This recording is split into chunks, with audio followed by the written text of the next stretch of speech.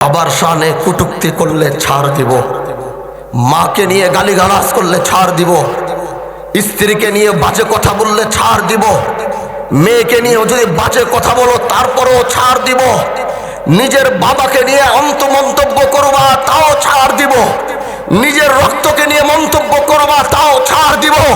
কিন্তু আবু বকর গোটা পৃথিবীর কাছে একটা জিনিসই প্রমাণ করে গিয়েছে, যদি আল্লাহর শানে কেউ কটূক্তি করে তার কোনো ছাড় হবে না, ছাড় হবে না, ছাড় হবে না। হযরতে আবু বকর সিদ্দিক রাদিয়াল্লাহু তাআলা আনহু নাম শুনেছেন? বলেন নাম শুনেছেন? আপনাদের আওয়াজ আরো দরকার, বলেন নাম শুনেছেন?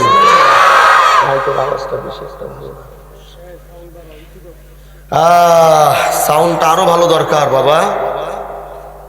ও বন্ধু আমার, কথাগুলো একটু মনোযোগ দিয়ে শুনেন। হযরতে আবু বকরের নাম শুনেছেন? হযরতে আবু বকর সিদ্দিক রাদিয়াল্লাহু তাআলা আনহু একদিন রাস্তা দিয়ে যাচ্ছেন, যে আয়াতটি তেলাওয়াত করেছি এই আয়াতের শানে নুজুলটা বর্ণনা করেই আজকের মতো আপনার কাছ থেকে বিদায় নিয়ে চলে যাব। ও বন্ধু আমার, দিলটা লাগাও, অন্তর লাগাও। খলিফাতুল মুসলিমিন আমিরুল মুমিনিন হযরতে আবু বকর সিদ্দিক রাদিয়াল্লাহু তাআলা আনহু একদিন রাস্তা দিয়ে হাইটা যায়, ঠিক ওই মুহূর্তে দেখে জামানার সবচেয়ে বড় আলেম, যার মধ্যে আল্লাহর আসমানি সব কিতাবের ইলম যার মধ্যে পাওয়া যায়, যার মধ্যে তাওরাতের ইলম আছে, যার মধ্যে জাবুরের ইলম আছে, যার মধ্যে ইনজিলের ইলম আছে, যার ভিতরে আসমানি সব কিতাবের ইলম যার মধ্যে, তার নাম ছিল ফিনহাস। এই ফিনহাস দাঁড়ায় রয়েছে, আর এই ফিনহাসের সামনে তার 100-র উপরে অনুসারীরাও দাঁড়ায় রয়েছে। এবার 100-র উপরে অনুসারীর সামনে ফিনহাস দাঁড়ায়া দাঁড়ায়া কথা বলে। দাঁড়ায়া দাঁড়ায়া কথা বলতে বলতে হঠাৎ করে আবু বকর দেখলো ফিনহাস ওইখানে দাঁড়ায় রয়েছে। আমিরুল মুমিনিন খলিফাতুল মুসলিমিন আবু বকর সিদ্দিক রাদিয়াল্লাহু তাআলা আনহু ফিনহাসের সামনে গিয়ে এবার দাঁড়ায়া ফিনহাস রে বলে, ও ফিনহাস, আমি তোমার সাথে একটু কথা আমি বলতে চাই। এবার ফিনহাস বলে, আবু বকর কি বলতে চাও বলো। এবার ফিনহাসের এই জবাব শুনে আবু বকর এবার ফিনহাসকে ডাক দিয়া কয়, ও ফিনহাস, তোমার মধ্যে তো আসমানি সব কিতাবের ইলম তোমার মধ্যে পাওয়া যায়, আসমানি যত কিতাব সব কিতাবের ইলম তোমার মধ্যে, তাওরাতের ইলম আছে, তোমার মধ্যে জাবুরের ইলম আছে, তোমার মধ্যে ইনজিলের ইলম আছে। আর এতগুলো ইলম তোমার কাছে থাকার পরেও তুমি আল্লাহর উপরে কেন ঈমান আনো না? তুমি সরকারে কায়নাত মুহাম্মাদুর রাসূলুল্লাহ সাল্লাল্লাহু আলাইহি ওয়াসাল্লামের উপরে কেন ঈমান আনো না? কারণ তুমি নবীর সাথে হিংসা করো। নবীর সাথে হিংসা করার কারণে, নবীর সাথে হিংসা করার কারণে তুমি ঈমান আনতে চাও না। তোমার মধ্যে আসমানি যত কিতাবের ইলম আছে, তাওরাতটা তুমি খুলে দেখো। কথা বলো না বাবা, তা তোমরা কথা বলো, আমি চলে যাই, আমার আর কষ্ট করে আওয়াজ করার কি দরকার। এখান থেকে চারোপাশ থেকে সামান্য একটা আওয়াজ করলো সেটা আমার কানে আসে। বসতে মন চাইলে বস, কষ্ট হইতেছে মনে, থাকার ওয়াজ না করি, আল্লাহ বাঁচাইলে আগামী বছর করবো না, কি বলেন?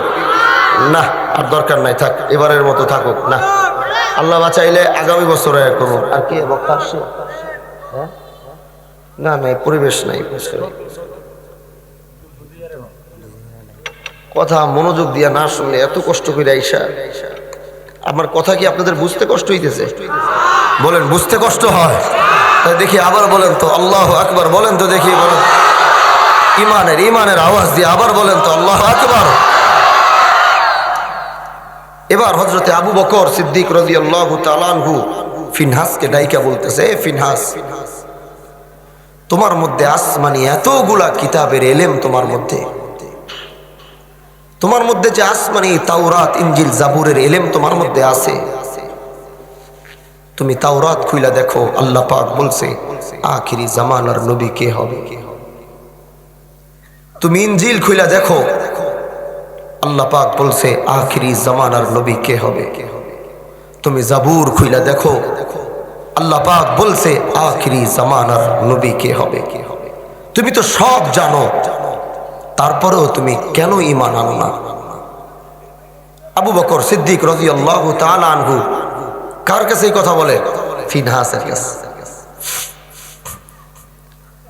আবু বকর রাদিয়াল্লাহু তাআলা আনহু ফিনহাসের সবগুলো কথা শোনা পরে এবার আবু বকর বলে, ও ফিনহাস, তুমি কেন আল্লাহর উপরে ঈমান আনো না? কেন তুমি তাহলে রাসূলুল্লাহর উপরে ঈমান আনো না? আমি তোমাকে বলি, ও ফিনহাস, আল্লাহর উপরে ঈমান আনো। আখিরি জামানার নবী সরকারে কায়নাত মুহাম্মাদুর রাসূলুল্লাহ সাল্লাল্লাহু আলাইহি ওয়াসাল্লামের উপরে ঈমান আনো। এই কথা শোনার পরে এবার ফিনহাস ডাক দিয়া কয়, আবু বকর, তোমার কথা কি শেষ হয়েছে কিনা? আবু বকর বলে, হ্যাঁ ফিনহাস, আমার আর কোনো কথা নাই। তখন ফিনহাস বলে, আমি একটা কথা বলতে চাই, এবার তুমি মনোযোগ দিয়ে শোনো। এবার আবু বকর বলে, ও ফিনহাস, কি বলতে চাও বলো, আমি শুনতে চাই। তখন ফিনহাসের মতো এত বড় একটা ইলমওয়ালা মানুষ আবু বকরকে ডাক দিয়া কয়, এতক্ষণ যে আল্লাহর দাওয়াত দিলা, এতক্ষণ যে রবের দাওয়াত দিলা, এতক্ষণ যে মাওলার দাওয়াত দিলা, তোমার আল্লাহ নিজেই গরিব, নিজেই মিসকিন আর নিজেই ফকির। ও বন্ধু আমার,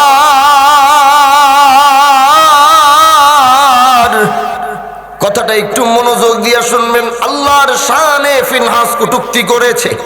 আল্লাহর শানে ফিনহাস বলেছে, আমার আল্লাহ বলে গরিব, আমার আল্লাহ বলে মিসকিন, আমার আল্লাহ বলে ফকির।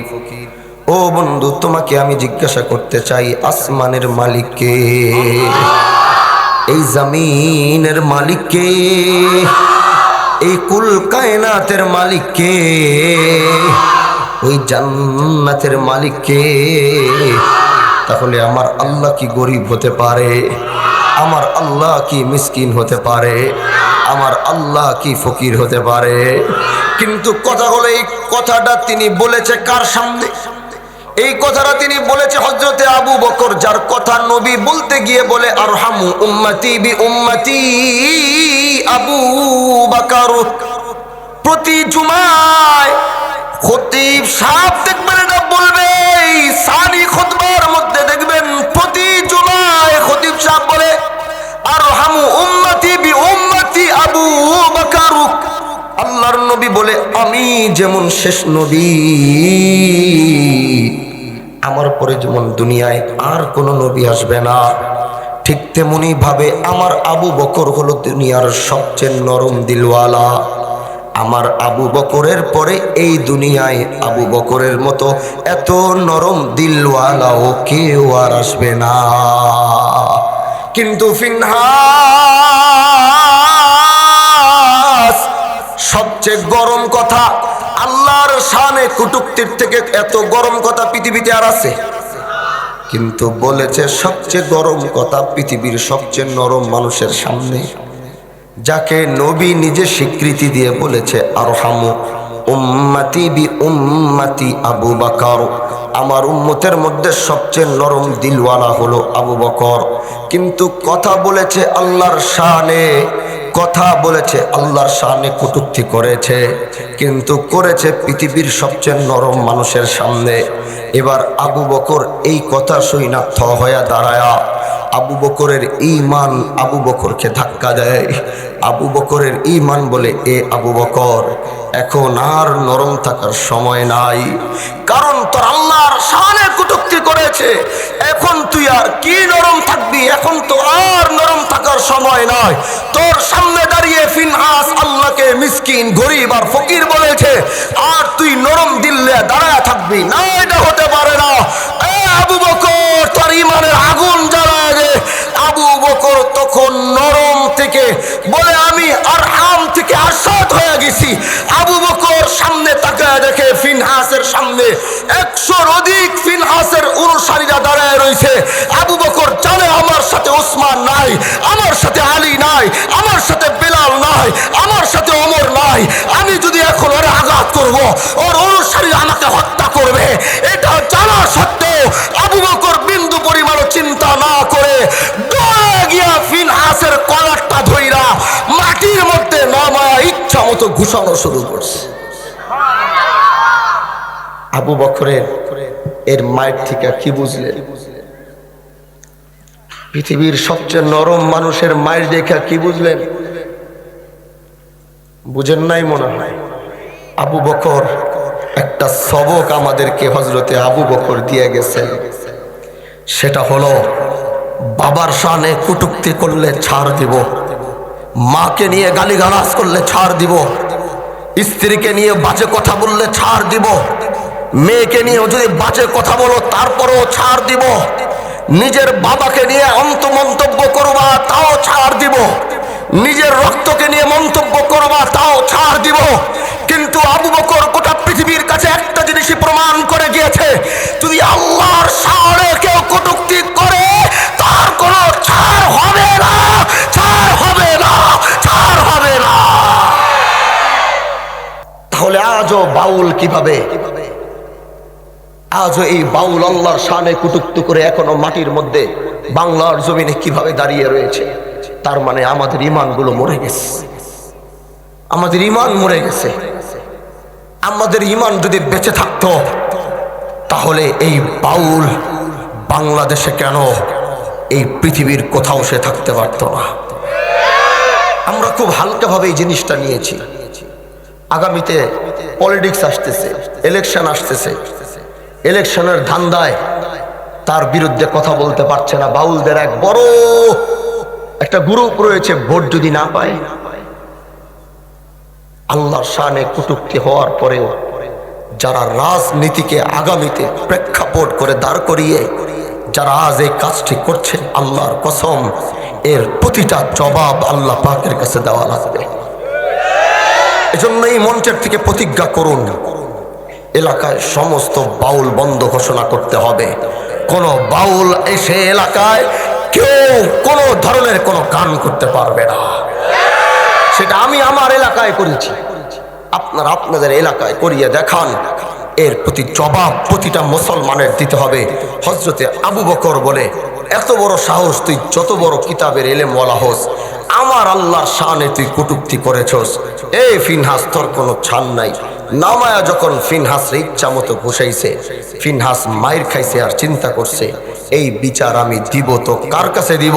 এই বিচার দেওয়ার মতো আর আবু বকরের বিচার করার মতো এই মাটিতে কেউ নাই। এই মাটিতে আবু বকরের বিচার করার মতো যদি কেউ থাকে তো একমাত্র মুহাম্মদ আছে। মুহাম্মদ ছাড়া আবু বকরের বিচার করার মতো কেউ এই মাটিতে। বন্ধু আমার, দিলটা লাগাও, অন্তর লাগাও।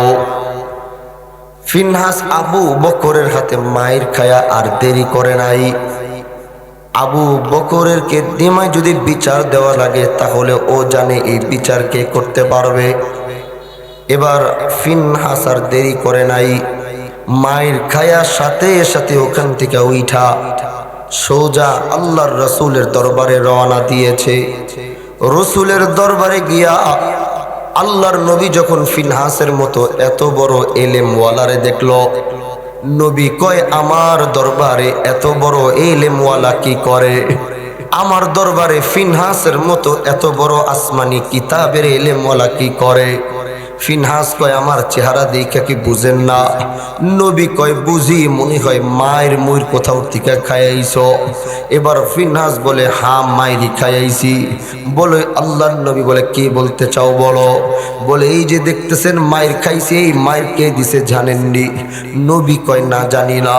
কয়, এই মায়ের আপনার আবু বকর দিয়েছে। নবীর সাথে সাথে বলে উঠলো, ও ফিনহাস, তুমি এমন এক মানুষের নামে বিচার দিয়েছ যেটা আমি কোনোদিনও বিশ্বাস করতে পারবো না। কারণ আমার আবু বকর যুদ্ধের ময়দান ছাড়া কারো সামনে চোখ উঠায়া কথাও বলে না। আমার আবু বকর কারো গায়ে হাত উঠায় না। আমার আবু বকর উঁচা গলায় কাউকে একটা বকাও দেয় না। কারণ আমার আবু বকর হচ্ছে আরহামু উম্মতি বি উম্মতি আবু বকর। এই মায়ের তুমি হজরতে ওমরের কাছে খায়া কেন তুমি খামাকা আবু বকরের নাম দিতেছো? কয় না, এই মায়ের আবু বকর দিছে। কয় না, হতেই পারে না। এই মায়ের তো ওমর দেওয়ার মানুষ, আবু বকর তো দেওয়ার মানুষ না, কারণ বিশ্বাস করে না। নবী কয় ওমর তো কারোর সামনে ঠিক মতো গলা উঠায় কথাই কইতে পারে না, ওই আবার মাইর দিব কেমনি? মাইরটা খাইছো ওমরের কাছে আর বিচার দিতেছো আবু বকরের নামে।